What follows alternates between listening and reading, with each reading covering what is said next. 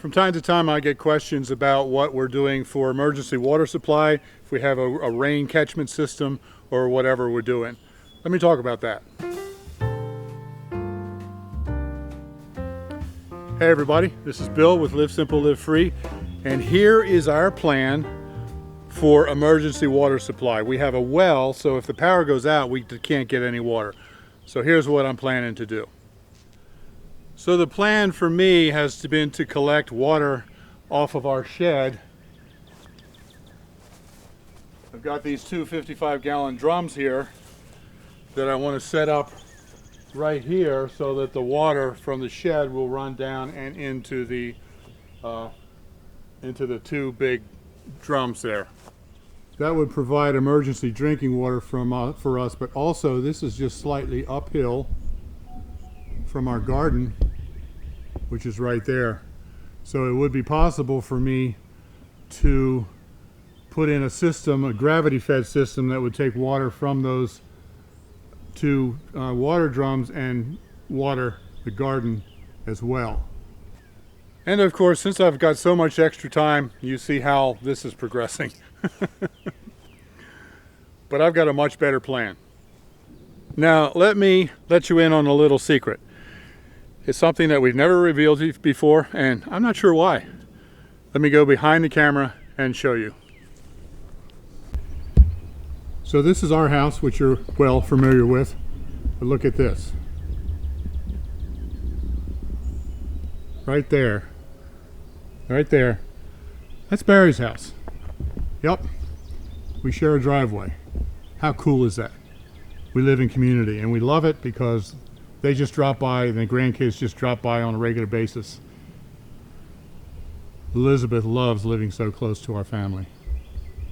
But let me show you what Barry is doing for his emergency water catchment system, and this is brilliant. So if you've been following Barry's channel at all, you saw that he just recently finished building this room addition and this solarium onto his house. And Molly is very excited about having that sunroom solarium for, gardening all year long. The floor is concrete and it's all solar, so it's going to get very hot in there in the summer. So in order to keep it cooler, before he poured the concrete floor, he put pipe all through underneath of there to cool it. Now he's installing this 1,500-gallon water tank that you can see is going to get filled from the roof, and then he'll have a low volume pump in there that will pump that cold water up through the floor and cool the floor.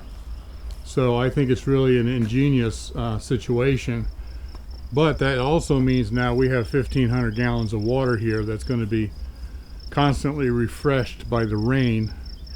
So this becomes our emergency water supply. He's working on burying all of this right now. He's been working on it for quite a while because he had to use a jackhammer to cut out a lot of bedrock. All of this with a jackhammer. But once it's buried, then we'll just have the top sticking out, and then he'll be able to put a hand pump up there. I think that's what he's going to be doing. Put a hand pump up there so that we can easily pump out the water if we need it in emergency when the power goes out. Because he and I both have wells, so if the power goes out, we can't get water out of the well. So I'm very excited about this system, and yeah, I will have to lug it down to my house, but my house is just right on the other side of the trees right there.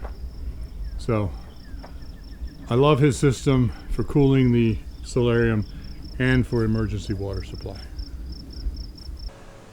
Now, since the water is coming off of the roof, it really needs to be filtered before we would actually drink it. Barry and I each have Berkey water filters, and we're completely confident that that would do the job.